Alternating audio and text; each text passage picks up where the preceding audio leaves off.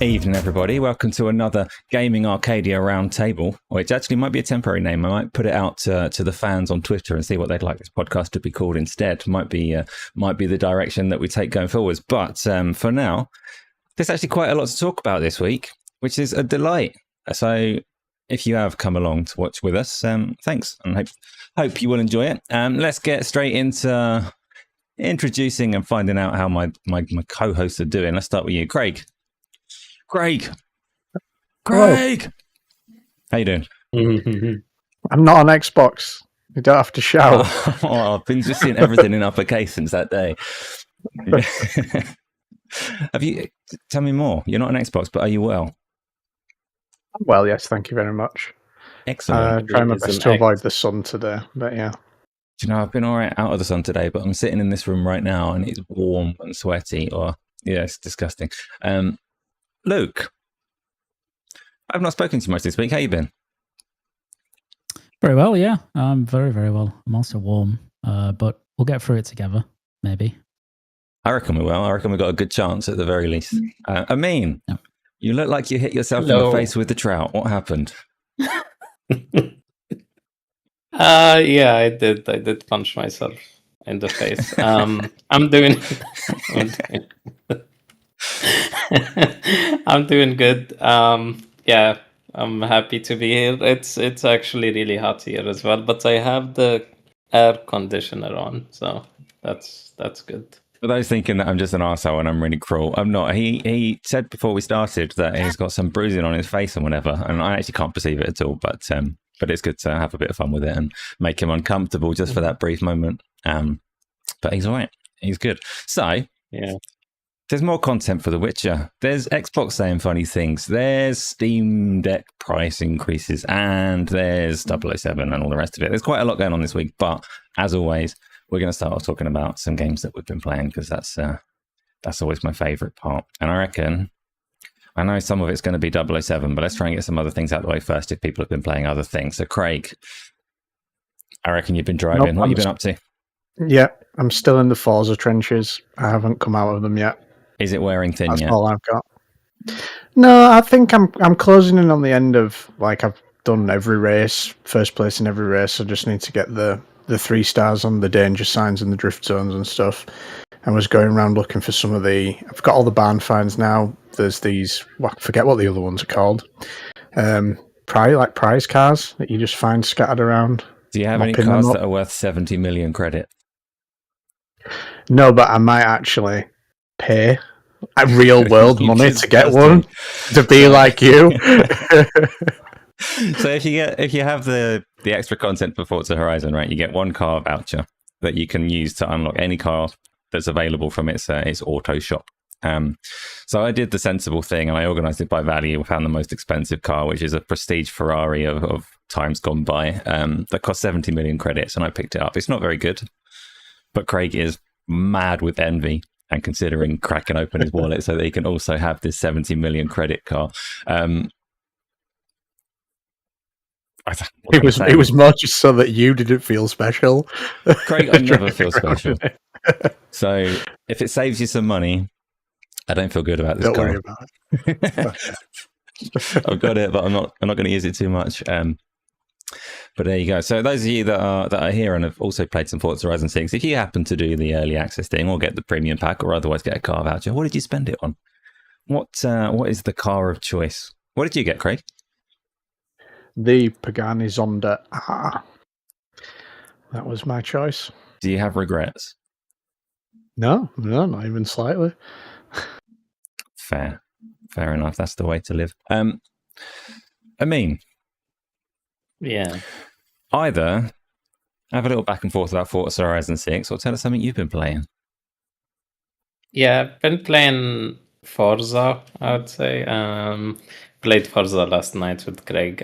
I did beat him once to redeem myself. I'm good with the controller. Not so. Yeah, I'm actually good. Don't make fun of me. No. You did well. We didn't have to crack your race out. Yeah. Tell me what the problem is with the steering wheel, though, because the steering wheel is like it's a very granular way to control a game. Does Forza Horizon just not do it particularly well, not being the sim game as it is? Or is it a you issue? Like, what's going on? Why are you better with a controller? It's just like it's a bit sensitive. Like some cars are sensitive, and like the car when it's drifting and all of that, like the wheel will start turning how the car is drifting, and you need to control it. And I will not do it again. It's okay. It's all there. We can get it back. Okay. Yeah. So yeah, I'm just not used to like trying to control a car when it's drifting. That's all. But when you are with the controller, you just have a joystick, so you don't have something resisting your like drifting, right? So that's just it. And have you played anything else besides Forza and 007? I actually finished Portal. So Portal 2, not Portal 1. I never played Portal 2, so I played it and finished it. Funny thing is, he started playing Portal 2 when it came out, but the puzzles were a bit tricky. This is how long it's taken him to get through. No. Wow, what a journey it's been. Congratulations, Amine. We knew you could do it one day. No, you liar. No. No, but yeah, I played Portal 2. I played it a little bit last year, I believe, and then I stopped because something came up. And then I continued my playthrough this year and finished it. So you're a massive Valve fanboy though, anyway. So anything that Valve do, you pretty much love. But putting that aside, how did you find? No, I'm not. I did not like Artifact. Come on, not everything Valve. I actually like. Did you actually play Artifact? No, I did not try Artifact. I did not try Artifact. I actually never played Team Fortress. Not Team Fortress. Team Fortress 2. I did play the first one when it. The first one I did play, but the second one I did not. Okay, so now that we're done pretending you're not a massive Valve fanboy, how did you find Portal 2? I do love Valve. Valve, but it's I love them because they made my favorite games. Yeah, so yeah. Mm-hmm. I do like Portal 2. That's the answer. Elaborate though. What do you like about it? Like, tell me some more about it. I like the puzzles. It is satisfying to find like the answer for the puzzles. Unlike Viewfinder, which I think I played 2 weeks ago. I think was it 2 weeks ago? Yeah, you said that.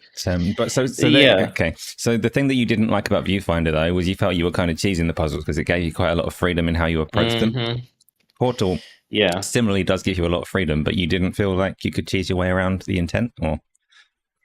Yeah, I never felt like I did cheese like one of the puzzles. Like I felt like I found the right solution for it, because Viewfinder is, you can cheese it in so many ways, because you can take any piece of the world and like copy paste it to somewhere in the world that you're trying to solve the puzzle. So that's why it's cheesable, I would say. But Portal, like there is some restrictions, like you cannot like put portals in certain places and all of that. So yeah, I feel like the puzzles were designed really well, and I did like the what is it called? I did like the narrative and I did like the voice actors and all the jokes that they make. Yeah. Good. And Luke, I think you've actually shrunk a little bit since last week. You're a little bit lower down, a little bit smaller. So maybe there's a story there. I'm going to assume probably not, but you can. I think my camera is wider. Right, that's what's happened. So pull, you haven't back shrunk slightly. Yeah, no, I haven't shrunk. I'm not. Okay. I'm well. I'm well. I haven't shrunk. Okay, I'm glad. I wouldn't wish that upon you. So you can either tell us something that you've been playing or go back and forth with the other two on what they've been playing. It's your choice. You've got freedom. You've got the floor. Nice. I mostly the same as last week, apart from 007, which obviously we'll talk about in a bit. But yeah, some more Forza and more Lego Batman as well. So kind of bouncing between those, which is very enjoyable because they're very, very different, obviously, and they kind of palette cleanse each other, which is really nice. So it's the only issue is you don't really get far with either of them because I'll play Forza for a bit and then Lego Batman, but I'm not actually making tons of progress through the two. So they'll be around for a while, I think, especially with other games. But yeah, really enjoying both. So both of those games, though, they're like fairly open-ended, and you've got kind of a choice in how you pace it and how you approach progression. So you could push through towards the finale if you want to, but do you find that you're more about exploring the openness of them and doing the side activities, or are you trying to forge on? Yeah, Forza is like an interesting one because I just kind of picked that up with no particular goal in mind, and then I'll end up just doing like bits of stuff. So the other day I picked it up, and for an hour all I did was the mascots, like just finding them. And then there's another session where I just do like the wristband activities, right? So the races and such, and various other bits. So that one's quite a nice game in a way because there's so much content, but it doesn't feel overawing at any point, I don't think. And you can just kind of do what you want to do as and when. So that's cool. Lego Batman, there is like side stuff you can do in that game, but it's not, it's not like, say, Arkham's kind of elaborate side quest stuff. It's more collectathon related or, adjacent stuff. So, you're really kind of pushing the main story more than anything when you do stuff in that game. But because that's, so enjoyable, that's great. So different things as I go into both. And has Lego Batman, when we spoke last week, you played like an hour or two. You were playing it on its Dark Knight mode, I think you called it, like the mode for grown-ups that's supposed to push you a little bit, some sense of challenge. Has that increased at all, or is it still pretty chill? It's still pretty chill. There are some moments where it gets a bit more challenging because they do throw a lot of enemies at you and their kind of attacks can come a little bit quicker. But for the most part, it's not challenging per se. It's just a little bit more intensive, I think, than maybe the default mode is. And you are more prone to losing life in that mode. But again, like, even when you do, you've got 3 lives, so you could lose your entire health bar and then you resurrected instantly, and you've got that times 3. So it's never really a challenge. But that game's just like incredibly fun. It's so like it's very funny and so referential to all sorts of different Batman media. And I've just unlocked So the game's in chapters, and then after the end of chapter 1, you kind of unlock more of the Batcave, and your kind of abilities increase in line with that. And you can start doing things like buying different Batmobiles, and also you get more suits to wear, and there's kind of more activities that open up as well. And just some of the stuff they do in the Batcave is just really clever. And I won't spoil it, obviously, but the story is really, really fun because it, as I said last week, it's this, big hodgepodge mishmash of all sorts of different Batman stories that people have seen, but kind of spliced and moved around and done in different ways to create like a Lego Batman story. So it's really excellent. And I've actually been playing it. I think this week I played it mostly on handheld, which is quite remarkable. So it runs amazingly well on handheld. So I've been playing it on the Legion Go 2, and it looks fantastic. I'm playing it like to native res, so 1200p on the Legion Go 2, and then FSR free quality and medium settings, and I think I've got FSR frame gen on as well, but I'm getting like, between sort of 60 to 80 frames in the open world, so runs amazingly. It's brilliant. So one of those performance concerns are definitely by the wayside as far as you're concerned. So total nonsense. Yeah, I don't know what they were smoking when they made that spec sheet, but it doesn't bear out in reality. So, okay, I mean that's good to know. So, I mean, Luke, do you have anything to go back with around Lego Batman, or do you want to move on to the next bit of a game? Have you tried playing it co-op, Luke? No, because I think this is the only thing about the game that annoys me a little bit, actually, which is that it's very clearly designed with a bit of co-op in mind, because at all times, no matter where you are, what you're doing, you have a character with you that you can swap between. So for most of the early game, it's Batman and Jim Gordon. And the puzzles are set up in a way that some of them require two characters, right? And so that, if you were playing co-op, that's pretty easy. But some of them also are, they don't need two players, but they're designed around the character's different abilities. So you'll have to switch to, say, Gordon to do something and then switch back to Batman to do something else. And I don't really like that, because it kind of takes away from some of the pacing of the game. So, but I haven't, I've just been playing with AI, so I haven't played it co-op. I imagine co-op's very fun, actually, but I don't know if it's just split screen co-op or like there's some weirdness about the co-op in the game. I'm not too sure, but I'll probably give it a try at some point. Yeah, I believe it's only split screen. Yeah. Okay. So the puzzles that you just described, they were very in keeping with like the other kind of Lego games in that was kind of how you progress through it. But those obviously had the more bird's eye perspective and let you share screen rather than split screen. Okay, fair enough. I've got that game and I'm going to get on that and start streaming that, hopefully. I was supposed to do it last week, but didn't quite get around to it. So hopefully this week I'll be getting into some of that as well.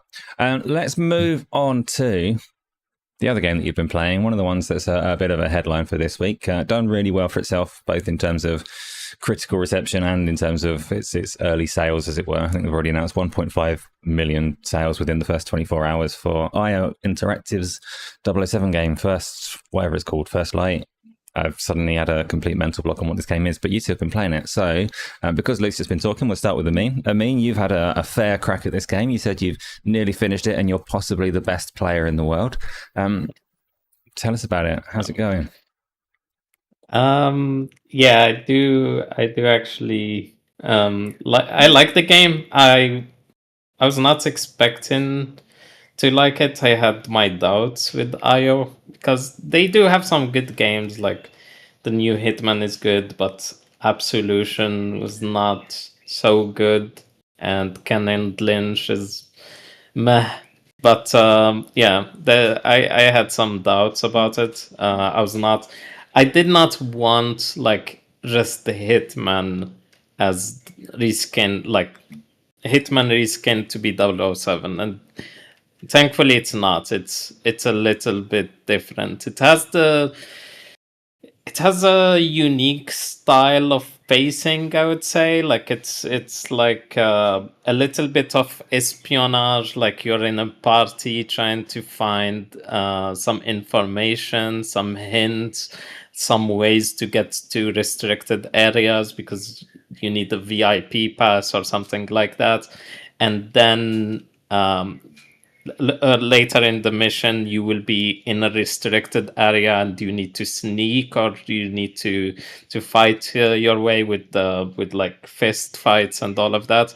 And it's a little bit different than Hitman in ways like it doesn't have all the freedoms of Hitman. Like you cannot just pull a gun in the party and start shooting people. You cannot do that. And if, let's say, you knock someone out, you cannot like take them and put them in the garbage or something like that. You cannot do that. Yeah, and then after you do that part with the like sneaking around and all of that, then the mission will introduce like high action sequences where you're fighting with guns and all of that, because you only get guns at certain you only get guns at certain points, and you can use them only at certain point, not all the time. And they call it the license to kill mod or something like that, where you get to kill everybody, and then there is some bombastic ending to the mission. So I do like it. It has like variety. It's not just espionage. It's not just, and each mission is a little bit different. There are like some boss fights that gets you the unique ways of fighting that boss, and yeah. So I like the diversity of the game. Can I ask, not specifically about the game? Well, obviously we'll talk more about that. But you said you weren't particularly expecting big things from it. You didn't have that much faith in IO Interactive. You didn't necessarily like all of their previous games. What tipped you into actually buying this one then? I saw the reviews that are good, and like people said that it's not a Hitman, it's actually different, and that's why I actually bought it. I had faith in the reviews and bought it. That's why. Oh, okay. That's the simple answer. Yeah, that's fair enough. Reviews serve a purpose then, as confirmed here by Amine, who follows them religiously. Luke. And also, yeah, sorry, Luke, just one more thing. Like, the pricing in Poland is lower than anywhere else. It's like £45 on Steam, like not a discount or anything like that. So I just pre-ordered it there and bought it and played it day one. So yeah, that's one.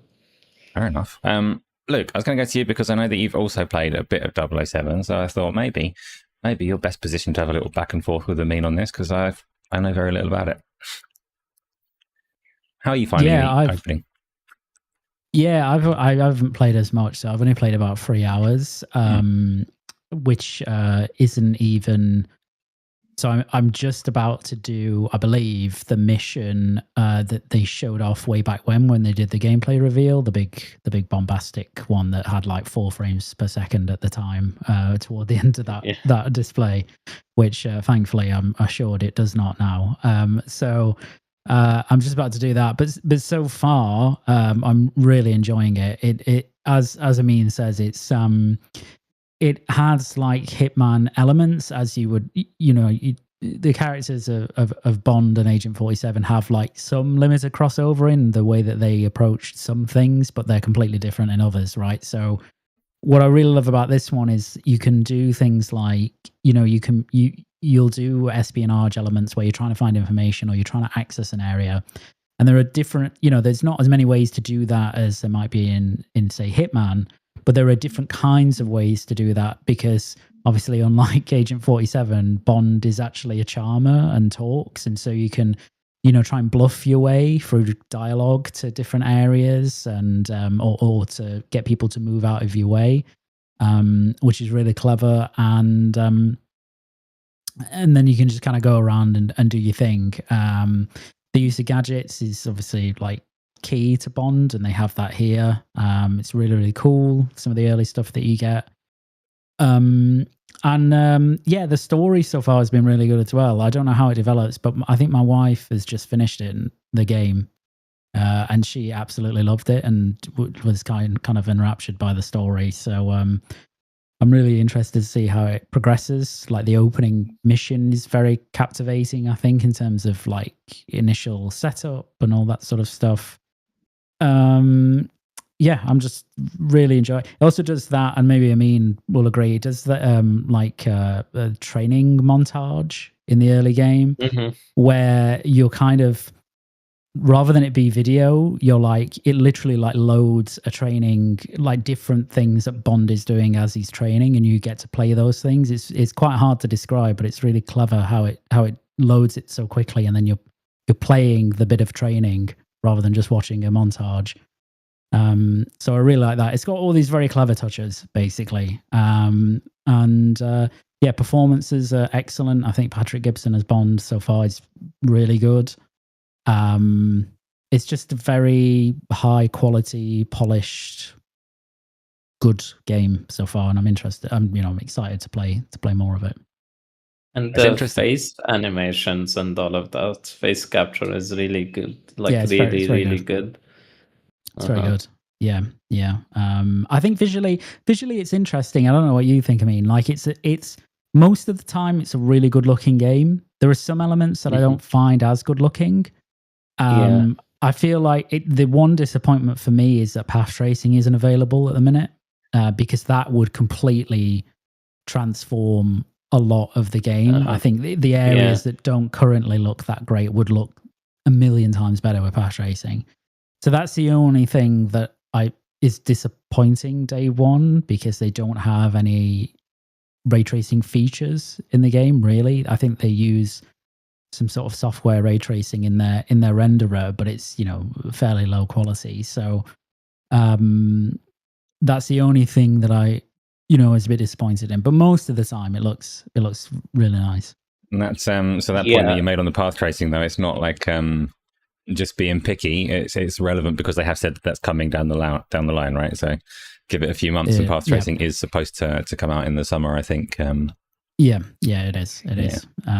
So yeah. So you've said the visuals. Sorry, I said just about the visuals. They do, like, some places don't look as good, like they are normal. I would not say dull, but at some points, like, you go into the room and they play with lighting really well. Like, they have really good lighting in that room. And those moments really look really, really good. So it will be looking really good with patch tracing. Okay. I wasn't going to say very much at all. I was just going to say, Luke, this has been several weeks in a row now where we've talked about like a headline game or anything else, and you said that your wife's ahead of you and has already finished it or has put in like 400 hours into Crimson Desert or all the rest of it. So when's she coming on the podcast? Well, never, I don't think, but I'll ask her. Fair enough. Craig, you've got a lot of Bond-like charisma and charm. What do you make of all of this? Are you looking forward to the game? Are you going to get into it, or do you not care for this at all? No, yeah, I like IO Interactive. I enjoyed the Hitman games, and I don't think it being dissimilar to Hitman in its own way is a bad thing at all. I'll give it a look. I don't know when, but I will. I might wait for the path tracer now. Yeah, fair enough. Okay. Anybody else got anything else on 007? Radaz is playing it over on Twitch as well and saying agrees with basically most of what you're saying. Having a good time 4 hours in, but anything else from any of you on that one, or shall we move on to whatever topic we fancy? I can talk just a little bit about the story. I will not spoil it, but the story is really good. I'm almost at the end. There is a lot of twists that you will encounter. I'd say that it has Spoiler. some. God. No, I will not say them.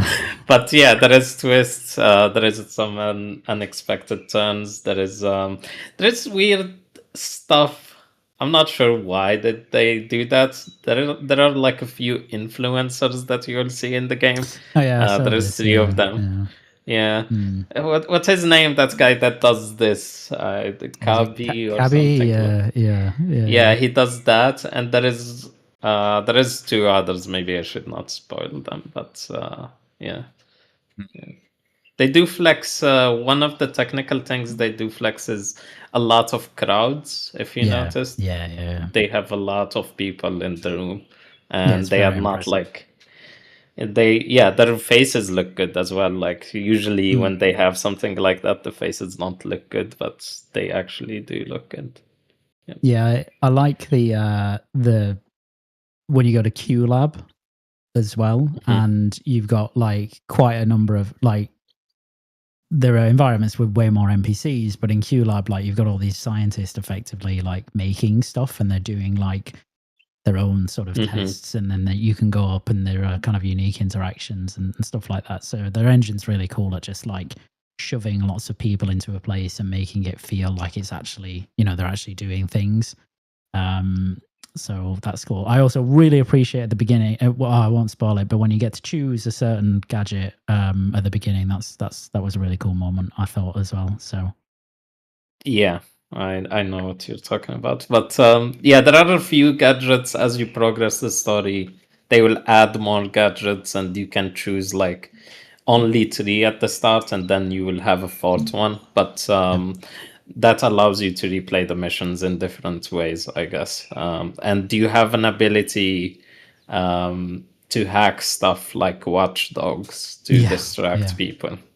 So that reminds me as well, because there is a lot of, so you've got the campaign that you've nearly finished, your wife has finished, so presumably it's not massively long, like 12 hours or so I've heard, but it does open up the game as well. I'm not sure if you have to complete the campaign before you open up the other missions, or if it's available from the start, but it has a more Hitman-like mode, right, where you can re-explore the various areas of the game to do other objectives and have a more free-form experience, I think. So something that we'll ask you about once you've actually had a chance to play it. I will say as well, Amine said there that there are various influencers present in the game. He didn't want to spoil it and tell you who they are. I'll just clarify, it's not any of us 4. I know you're thinking like they're keeping tight lips because it's going to be us. You open, I'd be there. Yeah, absolutely not. Yeah, it's not any of us 4. So don't be too disappointed when you get to the end and you haven't found our beautiful mugs. Yeah. There is one thing. Maybe we should talk about the hand-to-hand combat. How do you feel about it, Luke? Like the hand-to-hand combat? Yeah, I mean, I've only had limited experience because of where I am in the game, but I really enjoy it because it reminds me of what was the Splinter Cell game that had Conviction? Conviction, yeah, and it was kind of like where you had this like brawler style.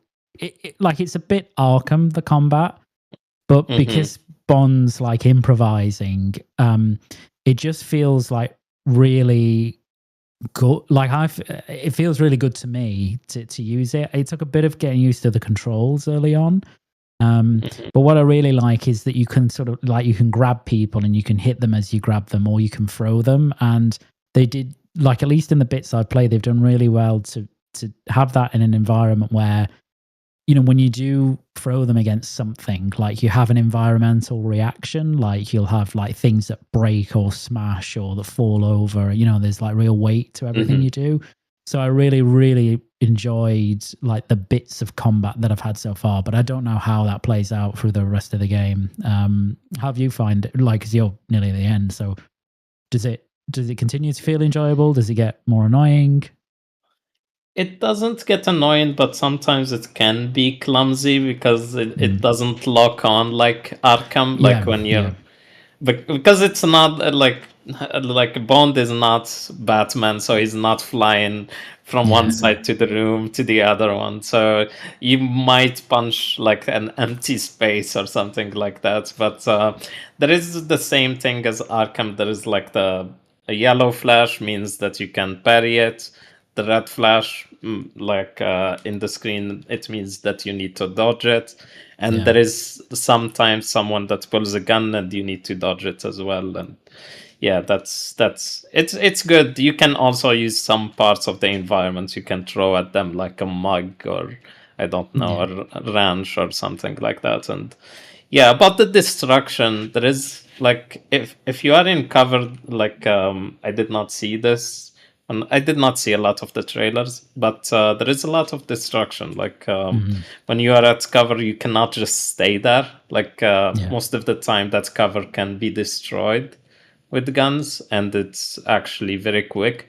And you also don't get a lot of like ammo, so you will be on the move all the time. Yeah. Okay, so not a stop and pop shooter. That's good. That's good. Let's talk about Rocket League, or more specifically, there was a Rocket League tournament or esports event or something or other that happened during the week, but it included a surprise announcement of an update to Rocket League It's being rebuilt on Unreal Engine 6. So that's the debut reveal of the new version of the Unreal Engine. Craig, did you see any of this? Do you have any thoughts on this flashy new edition of the Unreal Engine? I thought it was a joke at first, like genuinely, because Unreal Engine 5 seems to not be without its problems.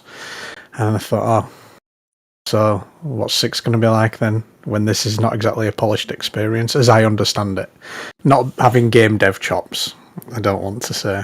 This is why we like you, Craig. This is like, there will be plenty of people out there who would say, oh, Unreal Engine 5 has these issues with no first-hand experience at all, except that they've played some games that they didn't like. But you're willing to say, hey, I'm not the person that knows everything about it. This is my opinion.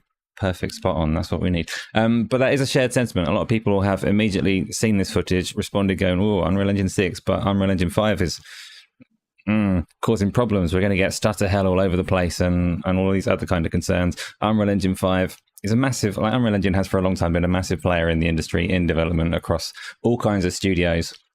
And there has irrefutably been a lot of Unreal Engine 5 releases that have had issues over the last few years. So it has taken some people by surprise to see that we're moving on to version number 6 before all of these issues have and all of these kinks have been ironed out from number 5. But perhaps that is the reason for the labeling. Perhaps this reputation has kind of got ahead of Epic, and they've decided we need a bit of a clean slate here. Let's go for a number 6 and see if we can get people back on board. Luke, you're quite a nerd. You're a nerd. You play games and you're very particular about visuals, about frame pacing, about stutter and all these kind of things. You've had issues with Unreal Engine 5 across the various releases as well. What did you think of this reveal of Unreal Engine 6? Yeah, I was quite surprised. Well, I was surprised in one way, probably not in another. I think it probably makes sense to announce it to some extent to try and get away from some of the negative sentiment around UE5. I actually think UE5 is a lot better now than it was, certainly a few years ago, but it's still not without significant problems. Mainly, as everyone knows, is the stutter issue, which is like, I mean, I really envy the people that aren't susceptible to that because and like don't notice it that much, because it sticks out so sorely for me when a game starts stuttering, and it does. I wouldn't say it ruins the game, but it impacts my enjoyment of it. Games are getting better now. I think UE5 is on 5.7, which is the current version. So a few games will be using that in the next year or two. So I think, it's just, we don't know anything about UE6 really. I think from what we've seen, it's not really it's not going to be like a jump in terms of feature set from say UE4 to UE5, where UE5, was a big leap in terms of introducing nanite and metahuman, metahuman and VSMs and all that sort of stuff. So it's not going to be that. It seems like it's more a bit of a repackage, and there will be new features, but they, maybe they're focusing more on getting a better experience with the engine overall for developers, and then consequently for players as well. So I guess we'll see what it turns out to be in due course. But it just the big litmus test for me is going to be when we see something like The Witcher 4, because that is a hugely ambitious, massive open world game, the likes of which UE5 has not really taken on yet, and CDPR have been working with Epic, in sort of building on the engine to accommodate this type of thing. So how will that work, when it comes to it? So I think we'll get a better idea of if CDPR have been able to fix some of the, or kind of mitigate some of the fundamental issues of UE5 when that game comes out. But it's a weird engine, because it's it can produce some spectacular looking games, and visuals aren't really a problem with it. It's all the other stuff. It's like the performance stuff that's a problem with UE5. But hopefully 6 will fix some of those. Yeah, and like you say there, we don't actually know a lot about it besides the logo being purple and it being used for Rocket League.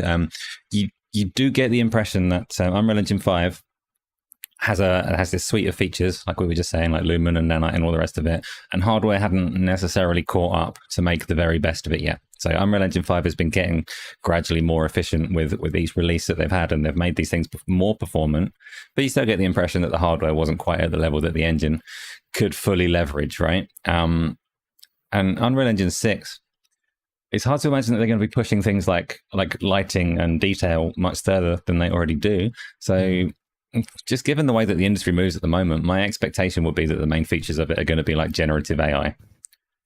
And like, really, that's not even, oh, what's the word? I'm not trying to be like cynical, but really that's the direction that things are moving. Like Unity's already got generative AI in beta at the moment for the engine. Unreal Engine's got to be doing it. The versioning, the big feature, I'll be surprised if it's not something along those lines, but we'll find out. From what we've seen though, it does nicer grass for Rocket League and it makes the cars a bit more shiny. Amine, I assume that you've seen this and you've checked it out. What do you think of what we've had so far? I don't think we need it. Just stick to Unreal. Well, even I don't like Unreal Engine. I don't like that everybody is trying to migrate to Unreal Engine. I like it when developers use their own engine, like id Software has their own engine. Like the IO Interactive, they made James Bond look good and perform good because of their own engine and Playground and all of that. I understand some of the benefit that it comes with, but I don't think we need to move to Unreal Engine 6. I think developers still need some time to master Unreal Engine 5. It got better, like Luke said, because Unreal Engine 5.0 is like a beta, and like 5.2 and all of those got better performance. And I don't think we should be moving to Unreal Engine 6. Apparently, it's the big thing that they want to do with Unreal Engine 6 is their verse scripting, which is a way they share content between Fortnite and the other experiences inside Fortnite. Because Tim Sweeney talked a lot last year with what's his name, Lex Friedman, or about Unreal Engine 6, and I think Rocket League might be an integrated experience inside Fortnite. The other thing, I don't know why they're doing this to Rocket League. I'm not a Rocket League player. I'm not in the community, but Rocket League is an esport game. You want 600 FPS, not 60 FPS. Why would you upgrade the graphics like this? I'm not sure. Hopefully it is optimized, because these esports games need really, really high FPS. So that's an interesting take, though, in general, because you could argue that Fortnite is an esports game and Overwatch is an esports game and all of these kind of things. But does that mean that they would be wise to neglect the more casual audience that also engage with these games? So Rocket League has a massive audience. Should they say it's an esport, therefore let's make everything look like a potato, run at 600 frames per second, and sod the people that just want a bit more visual fidelity? It looks fine. Have you ever looked at Rocket League and said, wow, I want this game to look even better? It's been running on Unreal Engine 3, I think, all this time. Yeah, it's currently Unreal Engine 3. And, I love Rocket League. I think it's brilliant. I'm not massively good at it, but I think it's pretty much perfect as a multiplayer game. And I don't see a visual overhaul really being much of an improvement, because it is not a game that you particularly play for its visual charm or whatever. Plus, my weird fish car is already perfect, so I don't need it to be any better. But it was just a curious point. They should make it an esports game and fuck everybody else, because you could apply the same logic to quite a lot of other games, and I'm not sure they necessarily should. Let the esports players potato the visuals if they want to, and let everybody else have nice, pretty grass. Craig, what would you favor if you're playing a game competitively? Visuals high, get the best visual experience and joy from that, or would you go competitive and like you're playing I don't know, an Apex Legends and you turn down all the settings because then you can see people in the bushes better and things like that? What direction would you typically take as a competitive player? I don't think there's anything I could do to a game to give me any noticeable advantage at all, so I'd rather it looked pretty while I was getting killed. Fair enough. I mean, I used to play Quake 3 Arena, and these were different times, and you'd open up the console and you'd be putting in these weird commands to literally strip the textures out of the game so that everything was like flat, plain, clear, high contrast, ran amazingly, and you could pick out your opponents, and it was basically cheating in a sense. But you did it, and it was beautiful. But at some point in time, I went, actually, I'm not winning anyway. Give me my textures back. Luke, what's more important to you? Yeah, I'm probably in Craig's boat, to be honest. Like, just give me the prettier visual. Like, as long as it doesn't cripple performance, I'd rather have the prettier visuals, you know? So what if you were like a hypothetical, I don't know marathon, but you've played a bit of marathon recently. Say there was a setting in there to just strip the textures away, and like it distinctly made it easier to see your opponents, but it made the game ugly. Where would you sit? Because because like as long as I can get like on an FPS, for example, on PC, like if I can get 120, 144, right? And I can push that and it looks great. I don't feel like I don't need any other advantage than keyboard and mouse and 120, 144 FPS. For me personally, like anything above that is just like I don't have the skill to take advantage of that. Do you know what I mean? Like I'm not going to benefit anymore from like weird potato settings, and I wouldn't want it anyway because it takes away from the art of the game, and I still want to see the game. You know what I mean? So so I wouldn't go for those personally. Oh, and I mean, actually, this is a good example because you're a Counter-Strike player, and Counter-Strike famously has this thing where people play with the wrong screen ratio to get a competitive advantage to make their targets a bit wider. Do you do that, or do you keep things how they're supposed to look? So it's not, let's make it clear, it's not a competitive advantage. Some people just like because when you put it on 4:3 like ratio and then you stretch it, like the movement of the players, like it's faster because like 1 pixel moving right is like but they're doing it for an advantage in their own playstyle, aren't they? Like you can argue like it's not actually an advantage because it's that or the other, but they're doing it because they want better target acquisition, right? Not because they think it looks better. It's not actually an advantage because some people do it, some people don't. I don't do the 4:3. I tried it, but it's a bit too fast. I don't like the how fast it is, and also you don't see. You lose like part of the screen, like you don't see the sides and all of that. So in essence, anyways, you would make it ugly to give yourself an advantage. Like you did try. See if I'm better with an ugly game. People do make it ugly to play with, not an advantage. Not an advantage. They do play it on ugly settings. Yeah, they.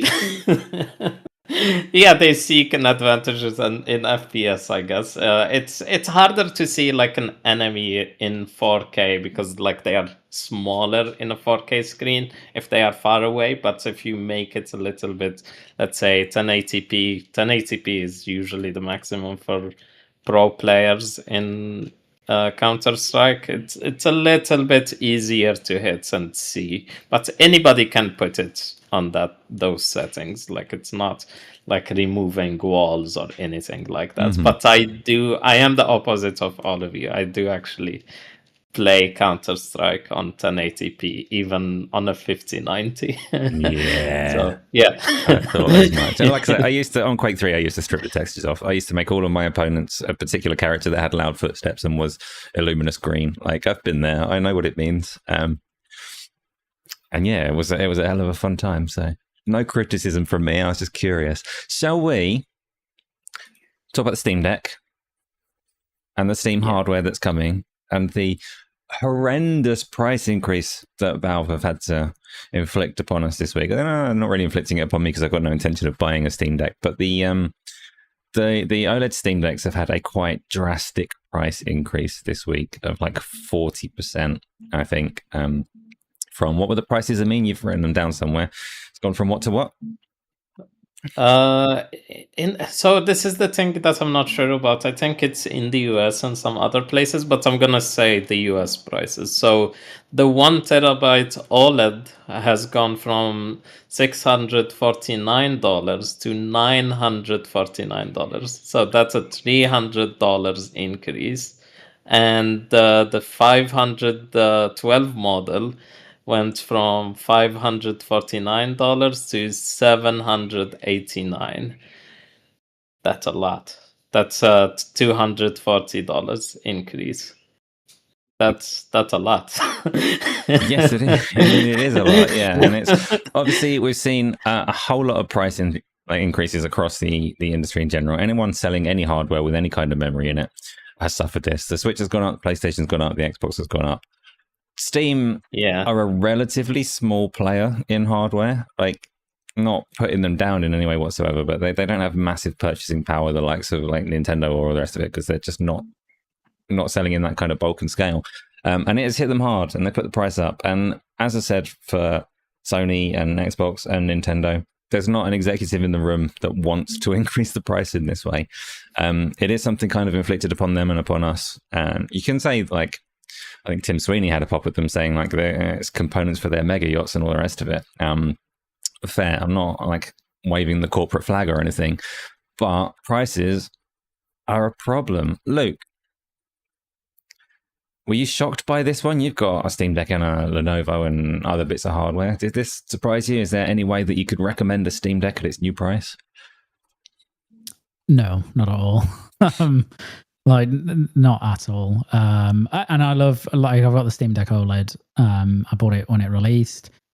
And I love it. I think it's awesome to this day. It's still a great device, but it is, you know, it's however many years old hardware now that's got, you know, a lot more expensive. I think if it was like a $50, $75 increase, you know, across the 512 and the 1 terabyte versions, then it wouldn't be as bad. And I think it would be received generally better because I think everybody does understand that Valve, like, they don't have the same scale, you know, economies of scale, bulk kind of buying power that like a Microsoft or a Sony or a Nintendo have because they make far less devices. So obviously that it's gonna hit them, and it, you know, as rich as Valve are, as wealthy as that company is, generally, like, they're not just going to take like huge losses on things that they sell quite a bit of, because the Steam Deck is still, you know, really the best seller in terms of you know, these PC handhelds, right? So, and it has been for quite some time. So I understand why they've raised prices, but the price raise is obscene. I mean, it's an obscene uplift on what it was when it launched. So I just don't, like, you can't. The problem. Well, I mean, there's a couple of devices that have also had this kind of ridiculous lift. So the Legion Go 2 has had an outrageous price uplift. I think like the Z2E version in the US is $2,000 now. Do you remember what it was? $1,200 or something like that. I think it was 15. Was it 15? Okay, yeah, it might have been. It's still high. It's still like, I think it's £1,800 now in the UK, and I think at launch in the UK it was $1,100. So you know, huge price uplift. So really, actually, the big winner out of this is probably the Ally, because that's like more expensive than the Steam Deck, but much cheaper than like a Legion Go 2 or some other devices. And it's more, you know, more powerful than the Steam Deck as well. So it's more capable of playing more modern games. So that's probably the winner out of all of this. But it's just getting to a point where, you know, PC handheld hardware is becoming obscenely unaffordable for most people. You know, to the point where I'm sure, like, Lenovo's Legion Go 2, like the sales have probably collapsed for that. They probably don't sell many of those at all, and they probably don't manufacture any of them. And I would expect that the Steam Deck will be kind of the same. They probably won't sell a lot more of them now. So, yeah. And it just as a final point, it doesn't bode well for the Steam machine at all. Yeah. No, indeed. And that's what I was going to get to next. But just on that, you mentioned the Ally there. And I would suggest Asus are not a company that keep things cheap either. So I would think as soon as their current stock is gone, you can expect a similar kind of increase there. So if you are on the fence and you're looking at a PC handheld thinking, I'd love to have one of those, I'll take it on holiday, I'll take it to work, it'll be a great device for me. Time might be running out. Like, I'm not a salesman. I'm not trying to push you into doing anything reckless, but it's probably going to go up like $300 or $400 in a month's time or something. Like, seems reasonable to expect, right? Craig, do you prefer prices to be really high or would you like them to be lower? Oh, yeah. I love a high price. There's not, obviously we don't, right? There's not much that you can say about it. It sucks that hardware prices are going up. And across the industry, so you've got all this talk going on of Xbox's Helix and the PlayStation 6 and PlayStation's handheld and all the rest of it. You kind of get the impression they all need to take a beat, step back, breathe a little while, let the market sort its shit out. And if it doesn't happen, then just give up and go home, right? That's a question, Craig. It's not really a question, but the panic. But I was thinking about what Luke said when we was talking about the PlayStation 6 and we were having the exclusivity conversation. You can see the panic, can't you? That they know that they're going to need to try to sell hardware, not just Sony, everybody. They're going to try to sell the next generation of hardware, and they know that it's going to be pricing people well out now. And so they're thinking, well, what do we do? And so Sony's gone, right, exclusives have always sold consoles. That's what we need to do. And Xbox is left sat on the fence, not having a clue what they want to do about it. Yeah, I mean, it is just a mess. I was going to say I don't envy their position having to make these decisions, but actually, no, I'd love to be in charge of Xbox or PlayStation or Nintendo or any of them, really. So I do envy their position. I was going to say I don't, but I do. I'd love to be there. But it is difficult. I just pause, I would say. That's all I've got, and hope that I've heard some stories that maybe there's new Chinese supplies of memory that might help stabilize the market and things like that. Cross your fingers and hope that someone injects a load of stuff or AI collapses big time and some memory becomes available. Let's talk about... Wait. Just about that thing. Yeah. About the price. I'm not sure. Let's say there is this Chinese, I don't know, manufacturers making RAM and all of that. Are they going to reduce the price after this? I don't know if they will go to the old prices. Not necessarily the old prices, but it depends because it is an issue of supply and demand, isn't it? Right, there is just too much demand because of these big AI data centers taking all of the memory and OpenAI saying we want 60% of the world's memory for the next 10 years or something stupid like that. So just having more on the market has to help, right? It may stop the prices from raising, but I don't know if they will go down much. I don't know if they want to go down. I think they will, if only because once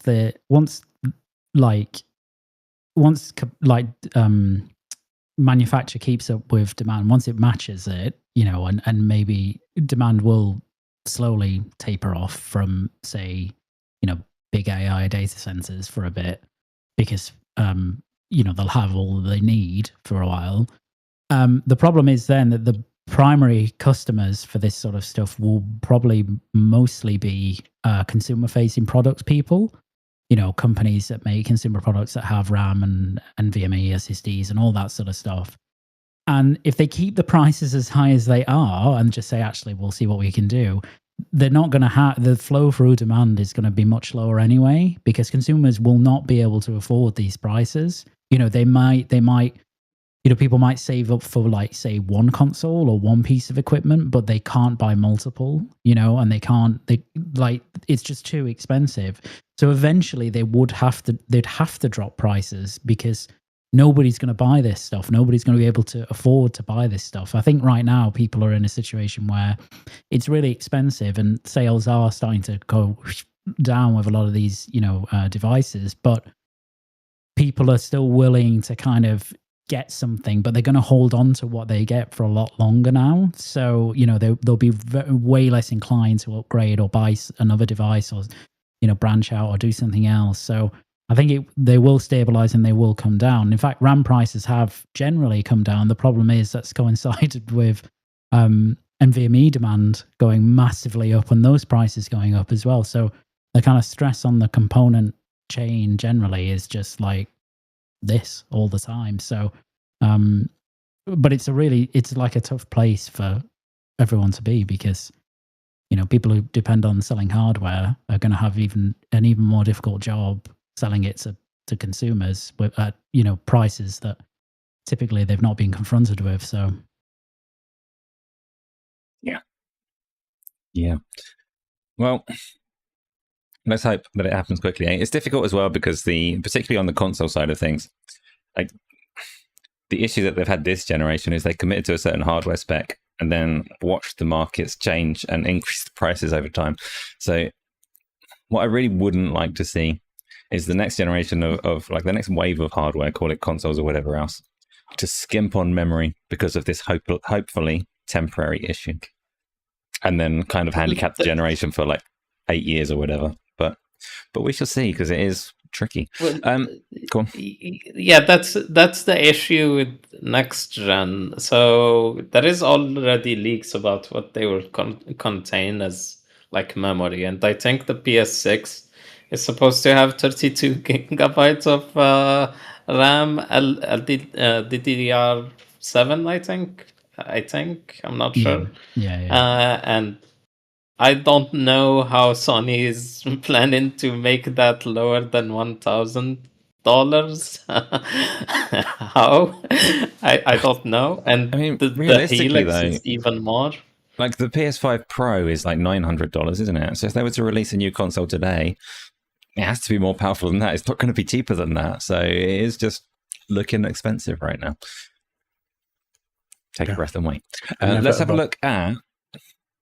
I'm going to start with you on this one, Craig, because you're new to being back on the social medias. On social media this week, some Xbox fans got a little bit upset when Matt Booty did an interview. I can't remember who did the interview with. It's very disrespectful of me not to find out. But Matt Booty did an interview where he's confirmed for people that at the upcoming Xbox showcase, they're going to be very transparent about what platforms their games are coming to. And they're going to include logos for scary boogeymen like the PlayStation 5 if the game is going to the PlayStation 5 or the Switch and all the rest of it. There was some pushback on the social medias from people that were upset by this revelation. They don't want to see a PlayStation logo at an Xbox showcase, and they let the Xbox leadership team know that they won't stand for it. They're very unhappy. It should be all about Xbox. Xbox's most senior executive, Asher Sharma, responded on Twitter to say, "We hear you. I own this mistake. We'll try and correct it in future," or something along those lines. Yeah. Craig, what do you make of this little back and forth, this interaction, this blasphemous positioning of PlayStation logos on an Xbox showcase? Well, the delicate line that this parasocial relationship takes there. Whoa, she's been saying all the right things. She's been saying all the right things for so long and changed the Xbox name, and then, whoa, no, what have you done? She's made an enemy of everybody. Well, she's best friends with them again now because she's bowed to their will. Yeah, because she owned the mistake, yeah. Ooh, 4D chess, you say? Was it all set up for this in the first place? What do you reckon, though? So, straight face, PlayStation logos, Switch logos at the Xbox showcase. Is it something that we should care about? I wouldn't have thought so. I mean, it is coming to them whether they put the logo there or not. It makes it only slightly harder for people to find out where it's going to be releasing. I suppose you could make, like, for people that are in the trenches, they know anyway. But for Xbox's part, if it's the Christmas season for gamers, if they want to, they know more eyes are going to be on them at this time. They want to sell more software. They don't care where they sell it. Why wouldn't they let everybody know that it's available on PlayStation and Nintendo, as well? So the thing that people pick up on, though, and rightly so, is that if you watch like Sony's State of Play and they've got a multi-platform game there, like Final Fantasy VII Part 3 is there or something like that, they're absolutely not going to say anything about that coming to Xbox at any point in time. Right. And Sony, for the longest time, even in like their financials and things that were like quite serious business, they would not use the word Xbox anywhere throughout. It was always like competitor devices, and they just wouldn't say it. Like, we don't breathe that here. We don't talk about our competitors. And corpo point of view, like from that perspective, that might make sense. Like, it's reasonable to sit there from the Xbox perspective and say we shouldn't talk about these competitors because we just don't want to draw attention to that. For me, consumer perspective, the people that are getting all like uppity about it, you want as much information as possible. So I find it very strange the argument in favor of the corporation instead of the user, like end users saying, I don't want to know that this is coming to PlayStation. That's a strange kind of angle for me personally. But Luke, what do you reckon to it? I was just going to say, it shows you where they're at, though, doesn't it? I mean, of course, like you said there, PlayStation absolutely will not do that. Nintendo absolutely would not do that. Show a logo. They sell hardware, and they sell hardware very well, and they know they do, and they've got a lot to lose if they do it the other way, whereas Xbox have already lost. They're already not selling hardware. If they like, them not showing a logo isn't suddenly going to make people run out and buy their console when people already know that they're selling their games on other consoles now. So, I mean, granted, if they do want to start claiming people back and they are going to move more to exclusives, then of course they're going to have to start doing something at some point. They are, absolutely, but at the moment, they're trying to balance the books out the one way or another, so... Yeah, and I mean, from what we understand, like the expectation for the showcase that's coming up, so the one that's on whatever day next week it is, will have logos, will be very apparent to everyone where these games are releasing, which, like I say, personally, that suits me. I'd like to know where I can get these games. But Luke, what do you reckon to this whole thing? I mean, it's interesting. I can kind of see some of the rationale for people not wanting to see logos, but in the other way I can't, because really what I think the bigger issue for people, it's not about the logos. I don't think it's about exclusivity. It's about, like, the people want games, the hardcore, or not, I'm not going to speak for all Xbox, fans here, but I think, Say it, Luke. The hardcore want VR. They want VR. They want it to be exclusive to Xbox. They want exclusives on the platform, right? And so the issue is not about logos, I don't think. Subconsciously, I think it's because it shows that they're bringing these games to other platforms. So I think that's kind of one. I think people need to try and divorce those two things. I do understand the argument around,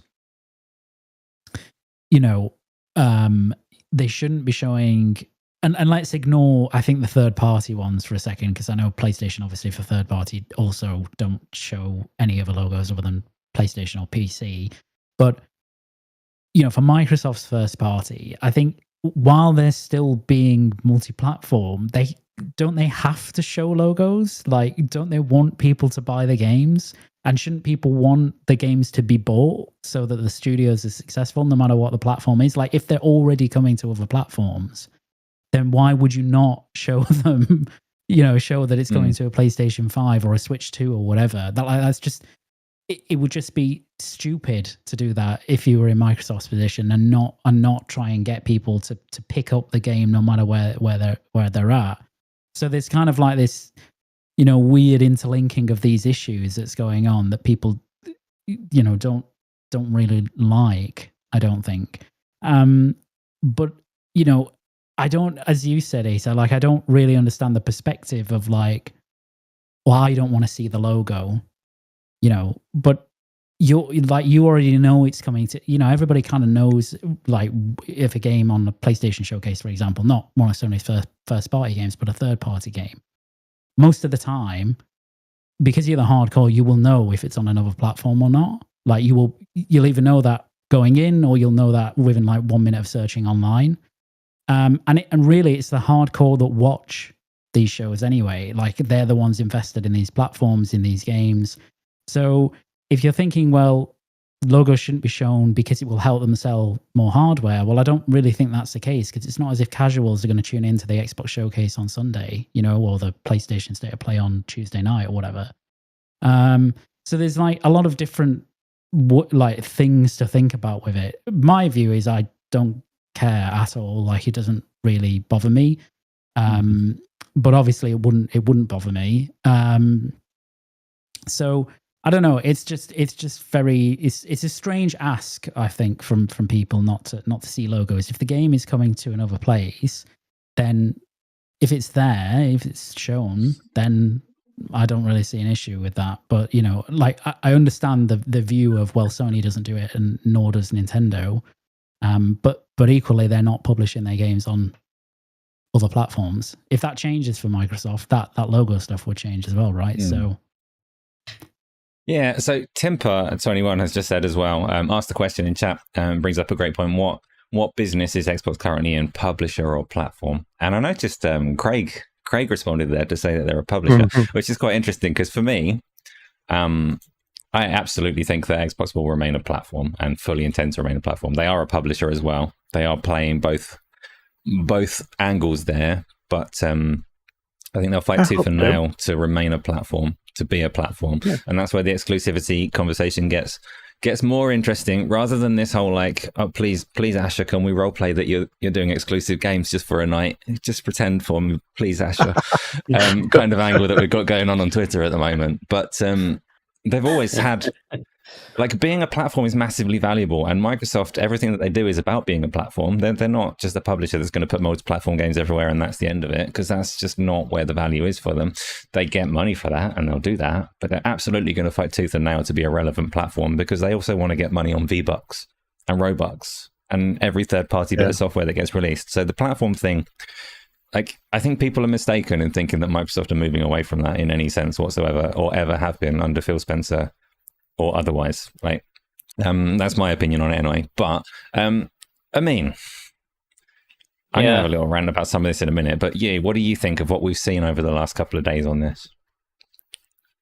So personally, I don't care about the logos, but I want to say first, this is the problem with opening your mouth as an Xbox executive and saying, oh, we're going to do maybe exclusives and all of that. This is what I mean by it will bite them, because people will not read in between the lines. Like, they will not read that we're evaluating. We're not doing it. We're just evaluating.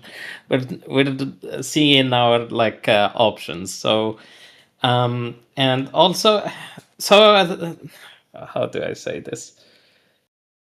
It not showing logos kind of works sometimes. One example is, I think, Hogwarts Legacy.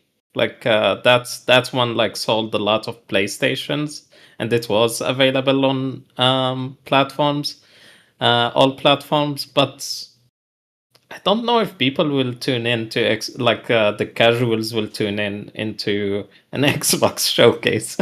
Xbox is not the first thing that you think about when someone thinks about when you ask them about games casual. It's probably PlayStation. So yeah, that's people want these people that are asking for the logos to be removed. They want Microsoft to sell a lot of consoles. They are fans, super fans that want the console to sell more. There are reasons why you want that. You want the console to continue and all of that, to continue support on the consoles. But I don't think Microsoft is going that way. They need to sell their games everywhere. to make money. They already saw that they are making a lot of money from Forza in other, not Forza 6, Forza 5 in other consoles. I don't think they will remove exclusives. So yeah, I think Xbox, like you guys said, they are like a publisher but also has a platform, but they are going the publisher way more. So that's what I would say. Fair enough. So I will clarify as well, when I say that they're going to fight tooth and nail to be a platform, I'm not talking about the console specifically, including everywhere else where they are a platform. So that's Game Pass, and that's their silly PC store and all the rest of it. So for me, the thing that stands out in all of this as like kind of gets my back up a little bit is that it's a direct response and affirmation to a small group of people on Twitter. And that's a mistake of a way to run a company. So it's right for an executive to try and meet fans where they are, try and please them, try and deliver for them, try and keep that hardcore fan base satisfied with what you're going with. But I'm going to harken back to the earlier days of Phil Spencer, when he came out and he gave us the Xbox One X, which was a massive improvement that console fanboys were demanding. But the things that Phil Spencer did for fans, so backwards compatibility, that's one. Fans did not demand backwards compatibility in the way that he delivered it. Cross-play across other consoles and things, fans did not demand that at all whatsoever. Smart delivery and free upgrades, things like that. Fans did not demand that. There'll be some people that did, that say, I love that. But key to it is that there's an awful lot of people that look at these features and love them after the fact, right? Quick resume. Nobody asked for quick resume. Nobody even had the concept of quick resume. Once it's delivered, they loved it.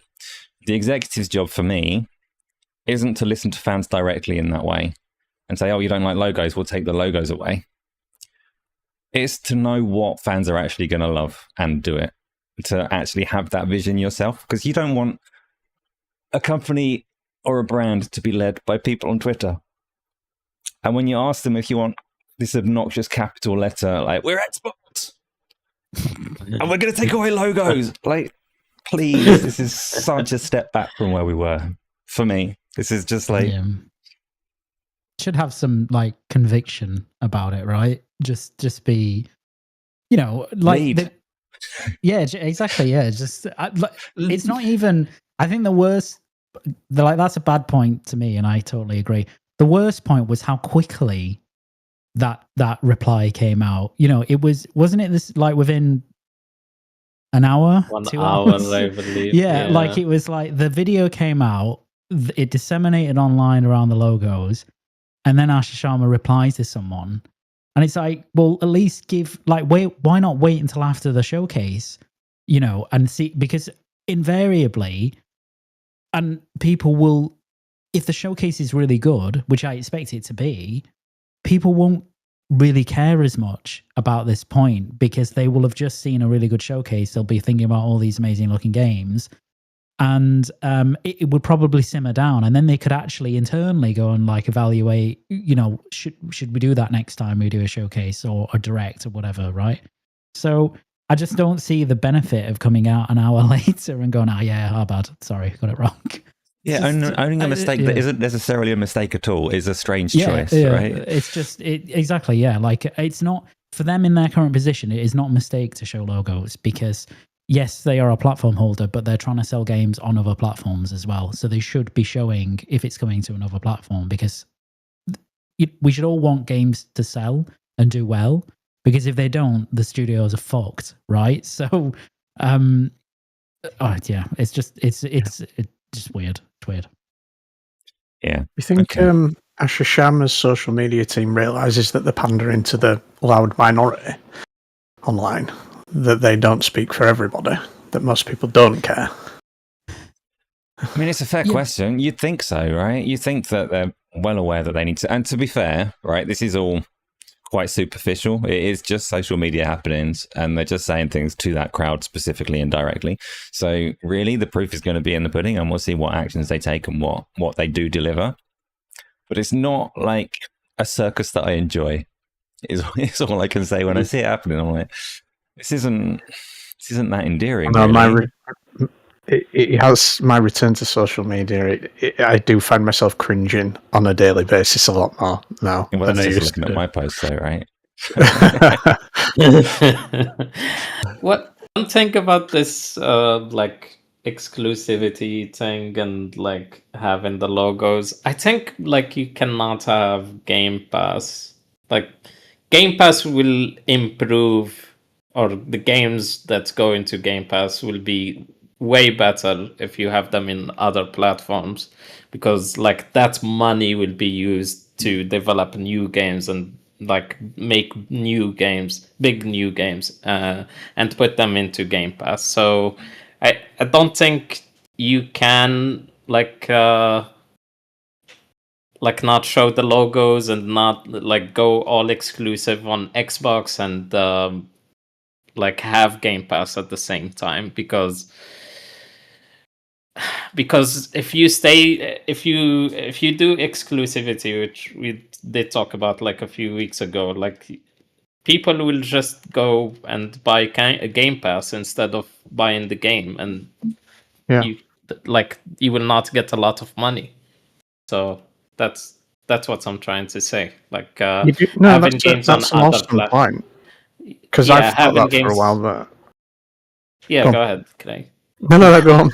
Sorry. Yeah, Fight. having games on other having games on other platform will bring like cash flow to Xbox to make better games. That's what I'm trying to say.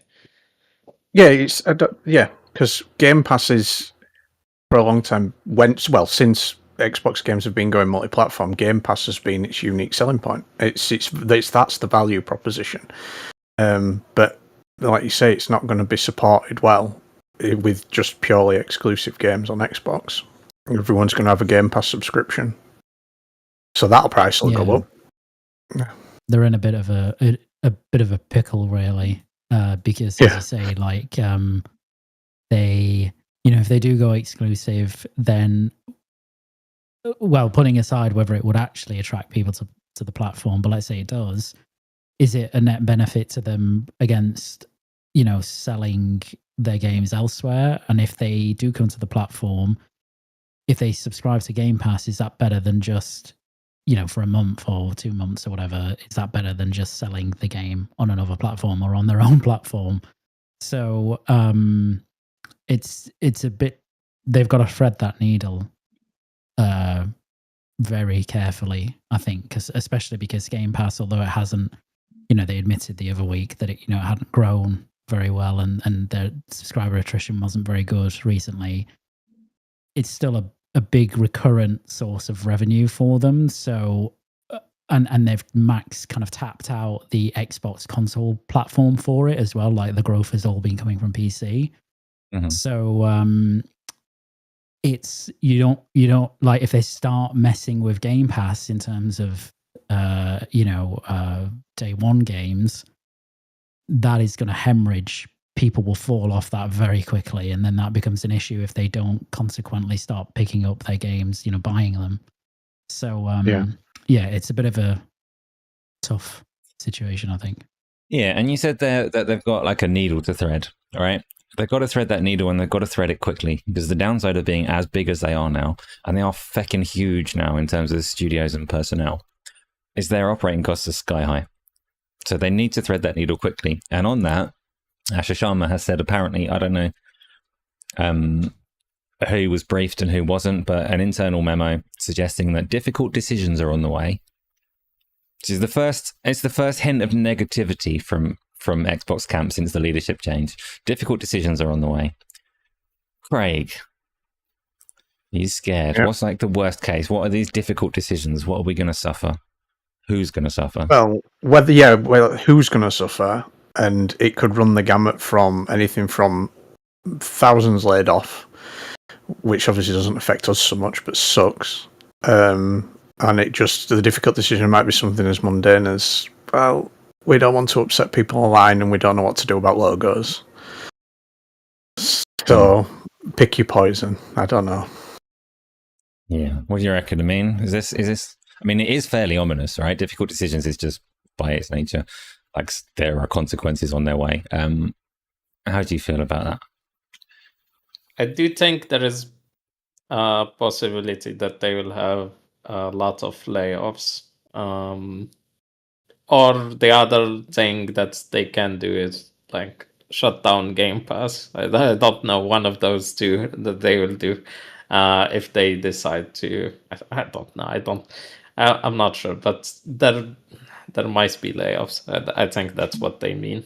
Layoffs and studios that are small that they needed at the start of the Game Pass, like introduction, which is like compulsion games and stuff like that. They might like get rid of those because they don't maybe need them anymore. I feel like those were acquired at first because they wanted some smaller studios, so they make smaller games for Game Pass. But now they have too many studios, and they might get rid of something like that.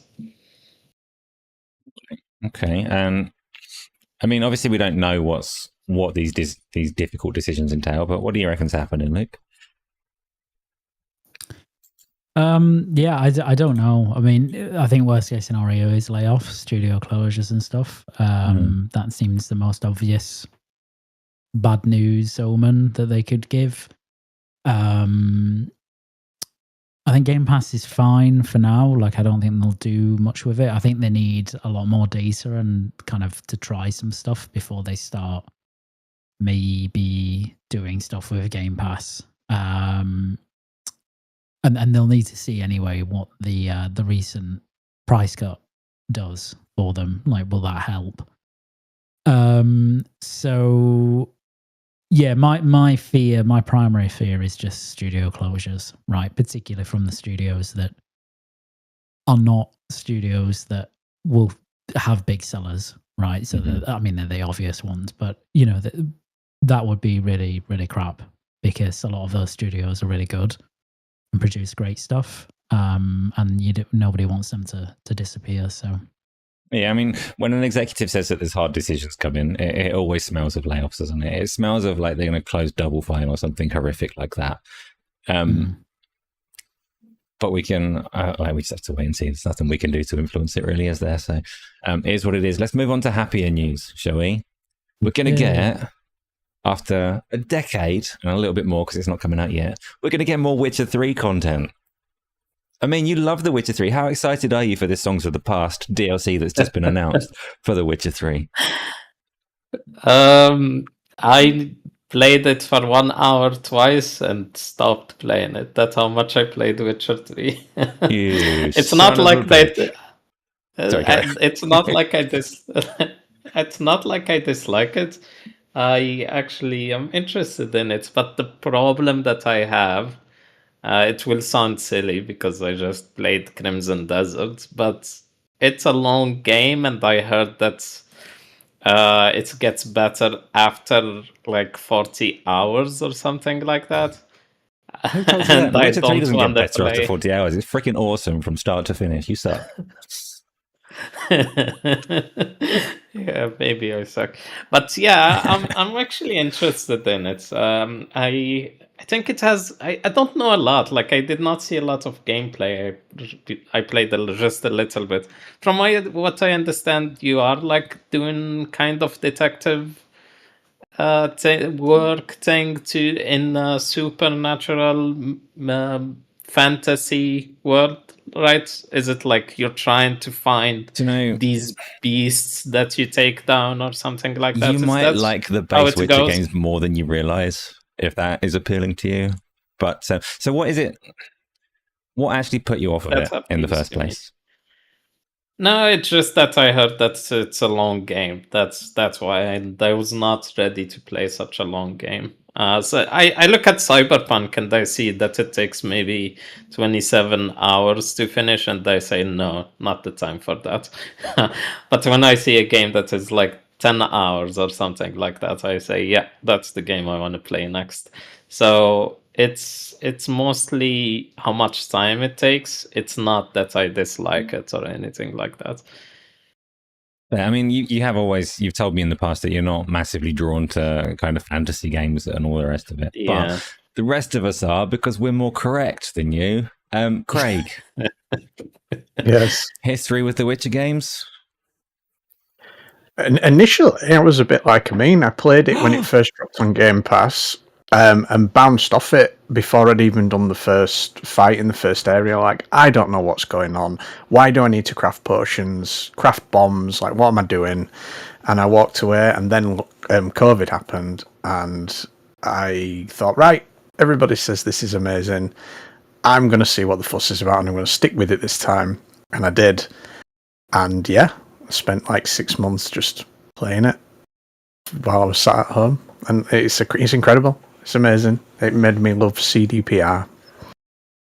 It made a lot of people, to be fair. They had a cult following around them, CDPR, before the third game came out, but that's the one that blew it up big time. Because it's, I think it's 65 million copies or something have been sold at this point in time for The Witcher 3. It's a massive, massive and well-loved game at the moment. I played it. It is long. It is long, and I had 2 breaks while I was playing it. Not as in, like, I went and got a drink. Like, I played it solidly for like a few weeks or whatever. And then I was like, I need a break for a couple of weeks to play something else, go back to it. And it took me kind of 3 stints to get through. And I still haven't done the 2 bits of DLC that are also supposed to be absolutely brilliant. They've been sitting there waiting for me, and I've been going, I'm absolutely going to play those. But now they've come along and said, hey, we're going to package it all up neat again. Have another play. You can spare a couple of 100 hours. And I'm thinking, yeah, maybe 2027. I've not booked much in 2027 yet. I can find 200 hours in there somewhere, maybe. So I'm really excited by it. Luke, I know you like The Witcher as well. What do you think of this announcement of some new content? I am very excited for this. I am highly pumped. I mean, I loved. I didn't play the original Witcher, but I loved Witcher 2. And then I remember poring over like pre-release trailers for The Witcher 3, and I was just so excited.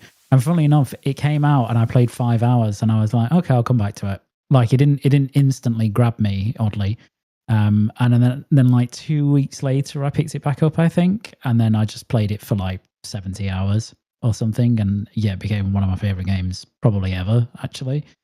So it's to this day, and if people haven't played it, like, I highly recommend that you do go and play it, because it's an incredible game, with, you know, just this super amazing world and great story and just really memorable characters. And then Hearts of Stone was the first expansion, which was amazing, like really cool side story, you know. Again, don't want to give too much away, but it takes place within the same map.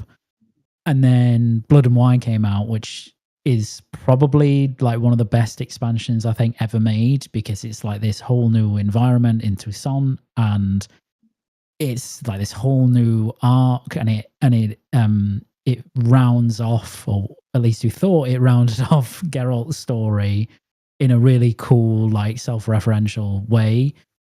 And then I thought that was it. Like, they did CDPR are brilliant for like supporting their games and always giving you, like, even if it's not a big expansion, they'll give you DLC and like extra stuff. And, you know, they did the big ray tracing patch on PC, which made it look amazing. And then they did console upgrades and all that stuff. And I really thought that was it. And I'm shocked that we're getting another expansion, which they've said is, you know, they've said look to Blood and Wine for the type of thing this will be. So it seems like it'll be a new environment, you know, like a big expansion.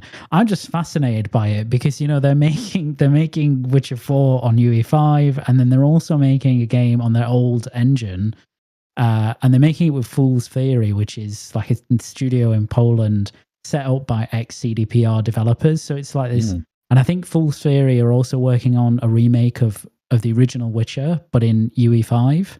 Oh, are they? So yeah, so they're doing like double duty for this basically, and that's a bit further out, that second project, than this one. So I'm just fascinated. Like, what will they do? Like, you know, like, I know they've done some interesting stuff. We've seen nothing about it apart from concept art, but like they've upgraded their minimum spec for the game, which makes me feel like they've done some engine upgrades. So, you know, is it going to look substantially better than the base game as a result, which would be strange but cool because at least they're taking advantage of new stuff. So I'm just really excited, and I presume the whole purpose of this is to set up, like, properly lead into The Witcher 4. So I'm very excited about it, and it's going to sell like a bajillion copies. This expansion, it's going to do really, really well for them. They're going to get that bread. They're going to get lots of bread from this. So yeah, I'm excited. I think there's just tremendous developer and just a great game. So yeah, I mean, same. I'm absolutely gonna get on this. They've got, I think there's a multiplayer Witcher game in the works as well, isn't there? So as well as their new IP and Cyberpunk too. So yeah. They've got a lot going on. Hopefully we don't see like quality diminish, but I think this one's probably in safe hands. And it's interesting you mentioned as well the ray tracing update that they did, I think sometime last year for The Witcher 3. I did have a little look at that, and for me it was kind of broken. Like there's a distinct difference between a game that's been made with that in mind and one that's been retrofitted. And the only few locations that I visited in it were like a few taverns and things, and they were really over dim.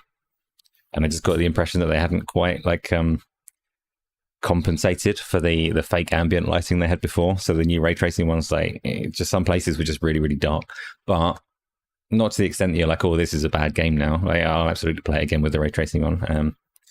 Just, I need to find them hours, and I've blocked out the whole of 2027 to do it. So something to look forward to. That's not the only thing that's been announced this week. I completely forgot one of the world's biggest games, Call of Duty. Something, I don't even know what is it. Is it a Modern Warfare this time? Modern Warfare 4, yeah. Yeah, it's, I'm going to say South Korea. Something Korea, like that. Just Korea, okay. Yeah, oh no, actually, you're right. I think it is supposed to be a war between North and South, isn't it? Potentially, as the setting for the story itself. It is the first Call of Duty that has dropped the previous generation of consoles. It is coming to Switch 2 as well, but we've generally got like a higher hardware baseline, which gives them a little bit of wiggle room to try and make some serious improvements this time around.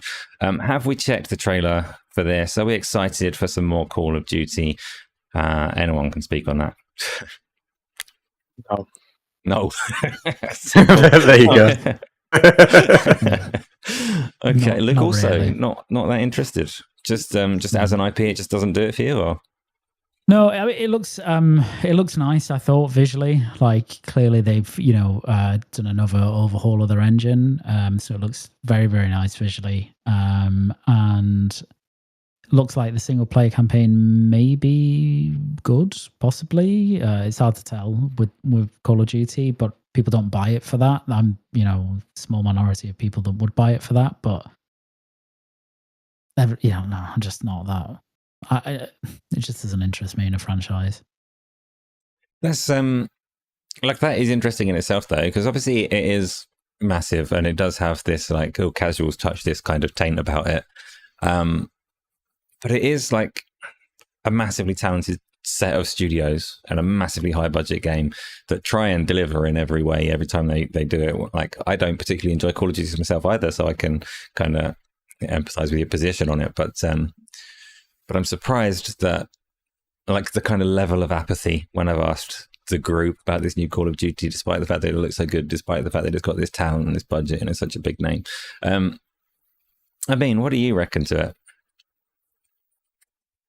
I would play only the single player. I only played like multiplayer with you guys when it was in Game Pass.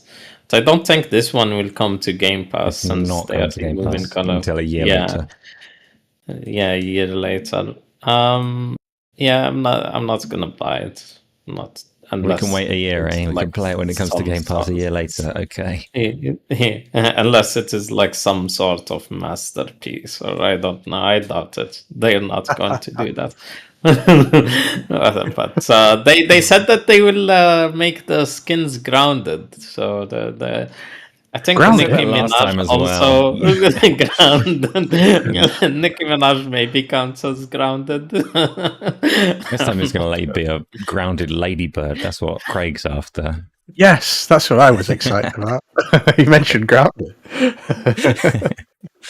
Okay. What about the people that are here in chat? Are you Call of Duty fans at all? Do you care for this? Like, it's clearly visually impressive, right? And they're not terrible games. I can't get into them. They're not terrible games. The gunplay's second to none in Call of Duty. I think it's Yeah. not the Black Ops series. I think there's just a certain something missing from the Black Ops ones. The gunplay wise, I can't put my finger on it. But the Modern Warfare ones, they seem really tight. They always are. I jumped into the free play. Or was it the beta of Battlefield 6, the newest Battlefield? And everyone seems to be really enjoying that. And I don't know. I just can't get to grips with it, the gunplay or anything, whereas Call of Duty just seems a step above, in my opinion. That's one good thing I will say about it. Mm-hmm. Mm-hmm. Okay. And so the other thing that was notable about this kind of Call of Duty announcement, though, is timing. So Microsoft own this studio. Microsoft have got a massive showcase coming up, summer events coming up, and Call of Duty drops on a random Thursday, Friday, whenever it came out. Quite unexpected. Does that mean Microsoft has just got too much that they can't fit Call of Duty into their showcase, or is this I don't know, like remnants of the various legal battles they had over what they do with this IP? Luke, you're a lawyer. What's going on? Yeah, I don't think it's anything to do with any legal stuff. I think it's a mix of one. You don't need a showcase. You don't need to have Call of Duty in a showcase. It can stand on its own, and as I was looking at the trailer views and stuff, like it's been hugely viewed.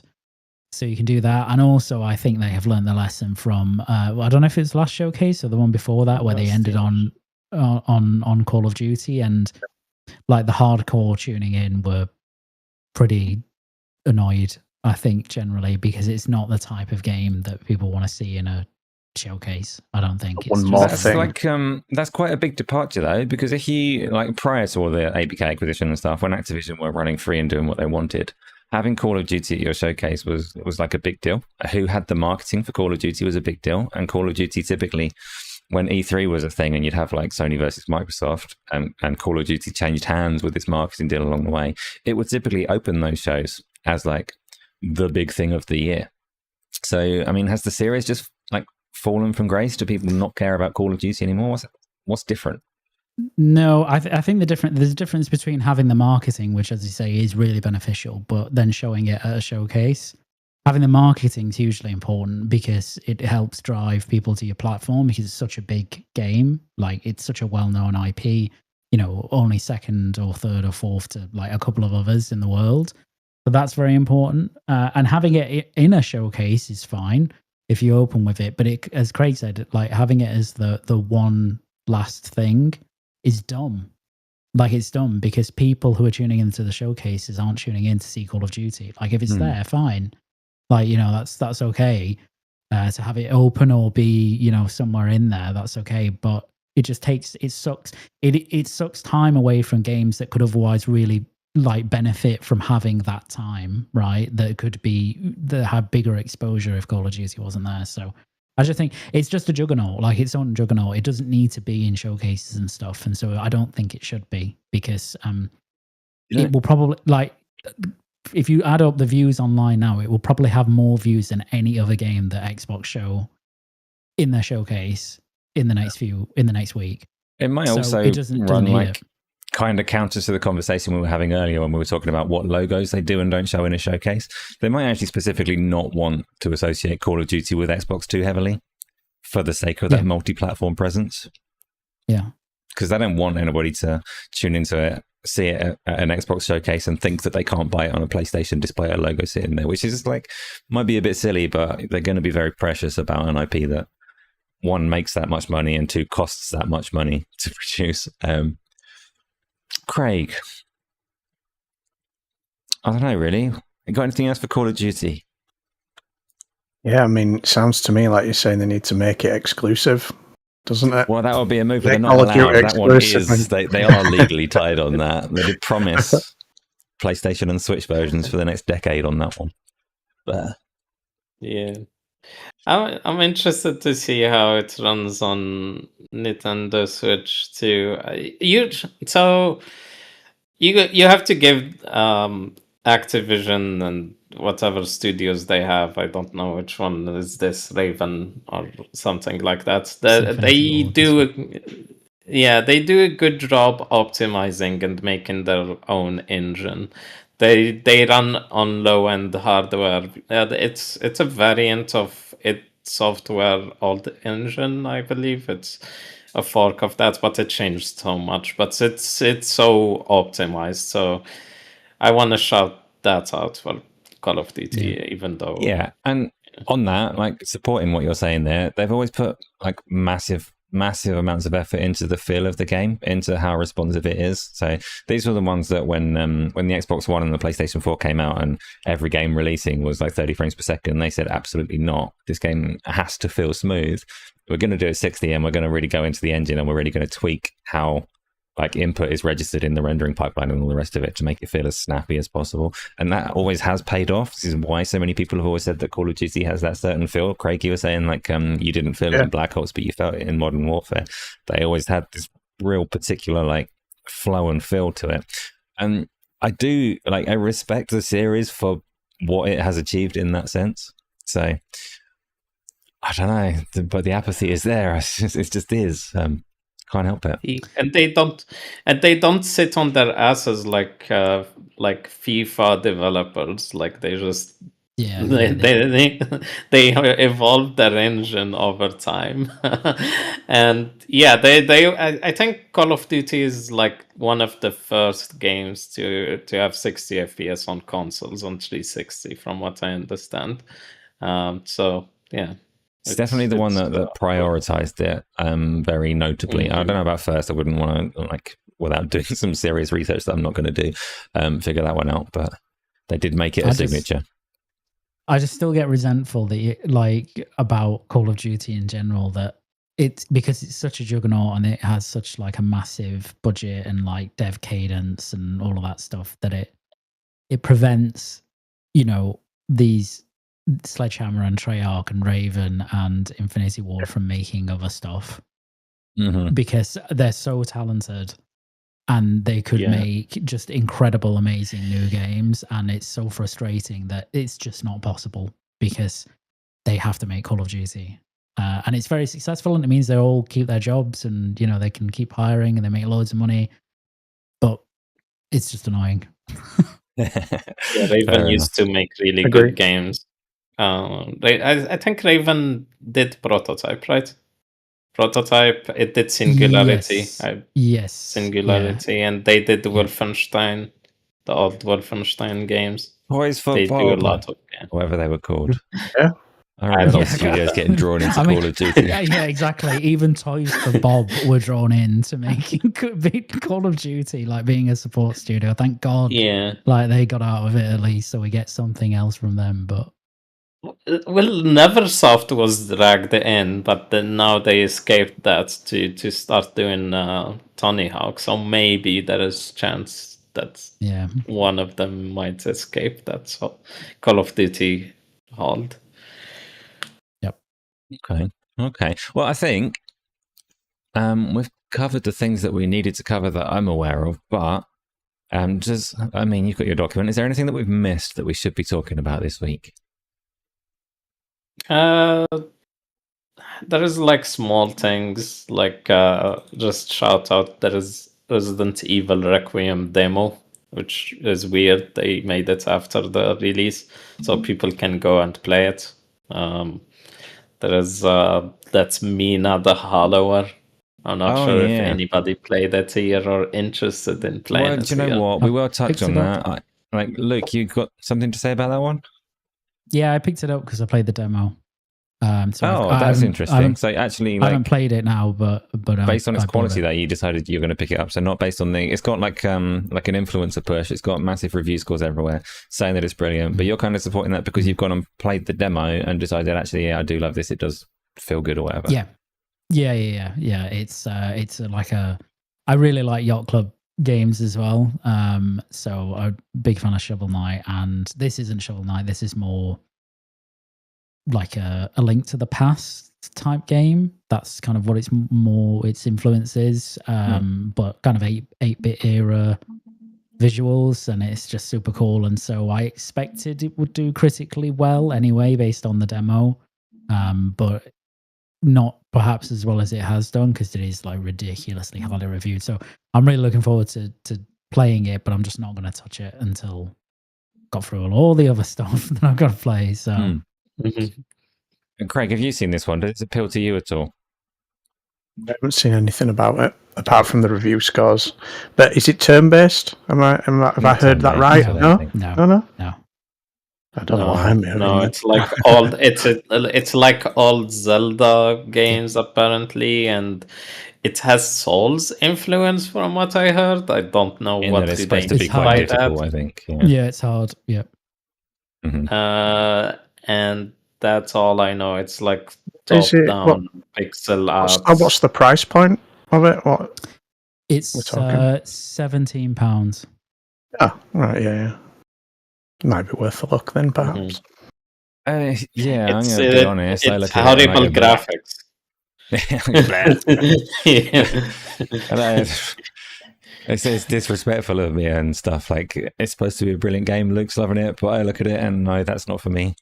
It's I think it helps that I've been like, I've got the as you know, I've got the AYM Thor, so I've been playing a lot of like, you know, Game Boy Color games and stuff like that, and like dabbling in them. So to me, I'm like, oh yeah, that's great, because I'm so used to seeing that like every other week, let's say. But I think for some people, it's like you go back to 16 bits quite easy, because the arts can be beautiful in those games, like, and it just stands the test of time.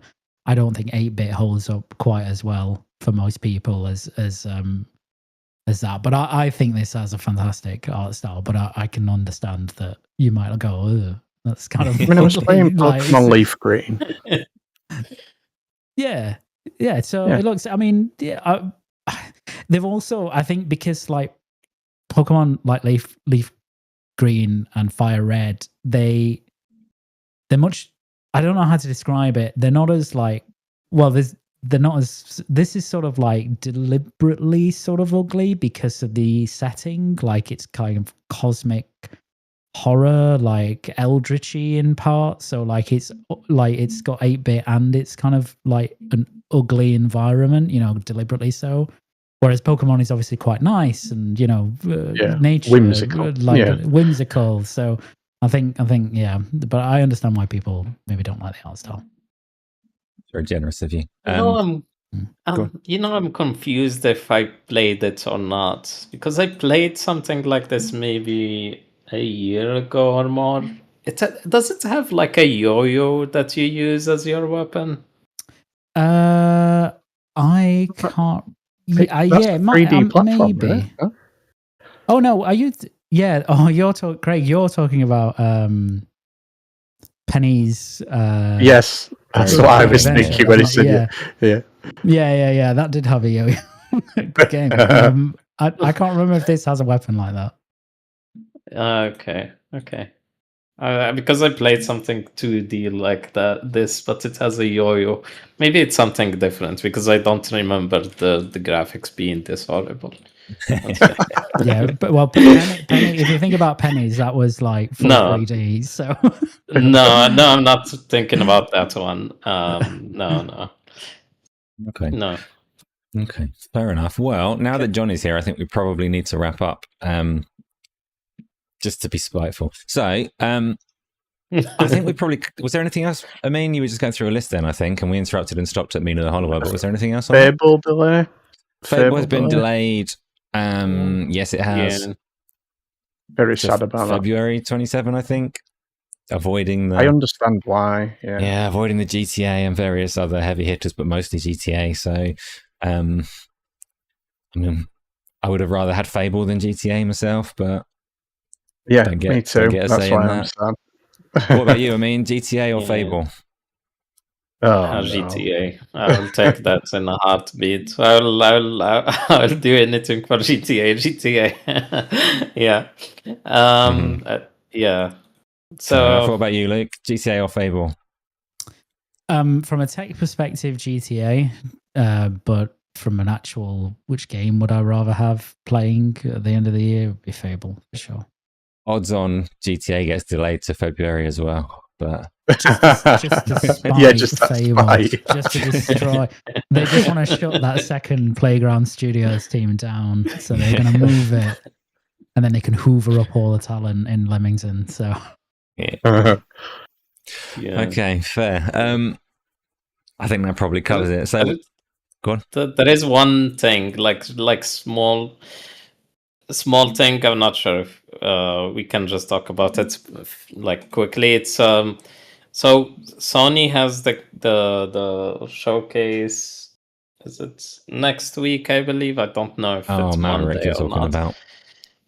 No, not No? Maverick. Sony has a countdown in their website for that showcase, and they never do that.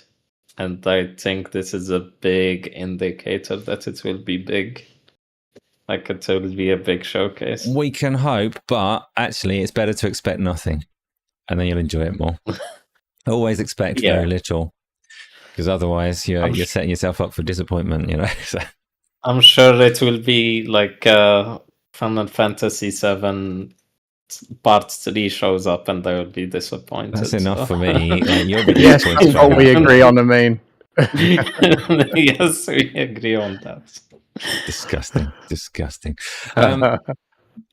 Okay, that's the week pretty much covered. I think we've got through quite a bit there. There was quite a lot to talk about. Next week there'll be even more because we are getting all these showcases underway. So there'll be a bunch of games reveals and trailers and all the rest of it to break down and cover. That's a week away though. For now, let's wrap up today. We're going to go in reverse order. We're going to start with Amine because he doesn't look ready. Amine. No. Don't start with me. I need to open the door. Be right back. Yes, we're doing this Noel's house party again. Who's at the door? And it never turns out to be anyone. He's just getting a pizza or something stupid like that. So we'll go normal order. Yeah. Craig, say what you want to say to people. Not much to say. Thanks again for coming through. No, Craig, thank you. Much appreciated. It's been good again. Sorry, I interrupted. Carry on. I'll say what I always say. Community games heroes, come on through. We had a good week. We're all right last night in the end, wasn't it? We managed to get a few stragglers in. But yeah, let's keep them numbers going up. Okay. Yeah, that means we're going to have to do some more Forza Horizon, right? We can. That's okay. Luke. You've shrunk even more since the start of the show. I know. I slipped down in my chair. I noticed it, but I'm gonna keep going until I'm prone. We're gonna get out of here before that happens. Before you disappear off frame entirely. So, say what you want to say. Pleasure as always, and thanks for everyone for joining in. And go on the Discord.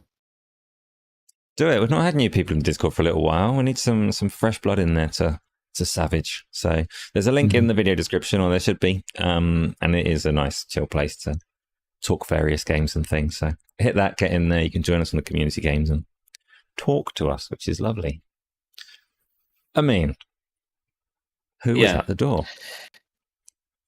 I don't know. Someone actually opened the door, so I don't just know. Needed time to think about your outro. So here it is. He's had this preparation time. He's bought himself a minute. He's gone to a fake door knock to build this up. Yeah. Let's see it.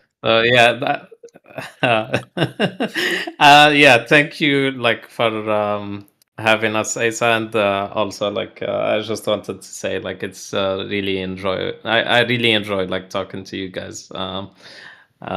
It's the highlights of my week. So thank you. Join the Discord, join the community games, and we have a good Discord. Well, please don't thank me. It's been my pleasure. Thank you everybody that has that's come through and listened to us ramble and joined in and chat and all the rest of it. And hopefully we will see you next week. Bye.